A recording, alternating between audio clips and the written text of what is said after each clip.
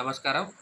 మే 10వ తారీఖు నాడు ప్రధానమంత్రి నరేంద్ర మోడీ గారు ఆహ్, హైదరాబాద్‌కు వచ్చినప్పుడు మీటింగ్‌లో దేశ ప్రజలను ఉద్దేశించి కొన్ని సూచనలు చేయడం జరిగింది.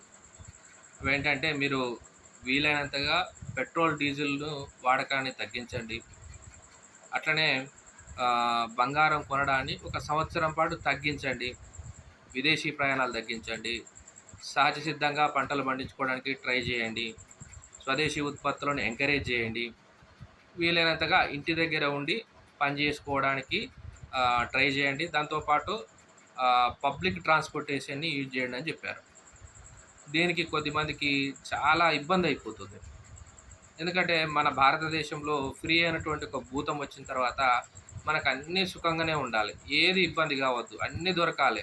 పక్క దేశాలన్నీ అంటుకపోయినా, చుట్టూ ఉన్న దేశాలు మొత్తం సముద్రంతోటి కప్పకపోయినా, ఎటువంటి పరిస్థితులు బయట ఉన్నా గానీ మన దేశం మాత్రం అన్నీ బయట నుంచి వచ్చే వాటికి కూడా మనకు మంచిగా సౌకర్యంగా రావాలని కోరుకుంటారు కాబట్టిక ఒక్కొక్కరు ఒక విధంగా కామెంట్ చేస్తారు. మనం ఏమనుకుంటున్నాం, మన దేశంలోనే మాత్రమే ఈ రిస్ట్రిక్షన్స్ వచ్చినాయని మనం అనుకుంటున్నాం కదా! లేదు, ప్రపంచవ్యాప్తంగా 40 దేశాలు మనకంటే ముందుగా పొదుపు మంత్రానేవి పాటిస్తా ఉన్నాయి. పాకిస్తాన్ కావచ్చు, బంగ్లాదేశ్ కావచ్చు, జోర్డాన్ కావచ్చు, మయన్మారు, శ్రీలంక, కాంబోడియా, థాయిలాండు, ఆస్ట్రేలియా, బ్రిటను, దక్షిణ కొరియా, ఫిలిప్పైను, పెరు, ఇట్లా మనం పేర్లు చెప్పుకుంటూ పోతే సుమారుగా 40 దేశాలు. కొన్ని దేశాలేమో పాఠశాలలకు సెలవులు ఇచ్చినాయి. కొన్ని దేశాలేమో బయట నుంచి వచ్చేటువంటి అతిథులకు ఆతిథ్యం ఇవ్వకుండా వాళ్ళు రిస్ట్రిక్షన్స్ పెట్టారు. మరికొన్ని దేశాలేమో ఏదైతే ప్రభుత్వ అధికారులు వాడేటువంటి వాహనాల విషయంలో రిస్ట్రిక్షన్స్ పెట్టినాయి. దక్షిణ కొరియా లాంటి దేశాలు ఏం చేశారంటే సరీ బేసి అంటే ఒకరోజు తక్కువ నెంబర్‌లో వెహికల్స్ నడవాలి. ఒకరోజు అంటే సరీ బేసి ఇట్లా వాళ్ళు నెంబరుతో తక్కువ నడవాలని పెట్టుకుర్రు. సో, మనం ఇవన్నీ ఆలోచించి ప్రపంచంలో ఏం జరుగుతుందనే విషయాన్ని గమనించిన తర్వాతనే ప్రధానమంత్రి నరేంద్ర మోడీ గారు ఈ నిర్ణయానికి వచ్చి మనకు సూచనలు చేయడం జరిగింది. కాదు మేము ఇట్లనే ఉంటాము. లేకపోతే మీరు అంత మాత్రానికి మీరు కావాలనా అంటే, ఇయాల మన ఊళ్ళో దొరుకుతున్న మంచినీళ్ళ కనీసం మనం మంచినీళ్ళు ఫ్రీగా దొరికేటువంటి మంచినీళ్ళే మనం లీటర్‌కు రూ. 20, రూ. 25, రూ. 30 పెట్టి కొంటున్నాం.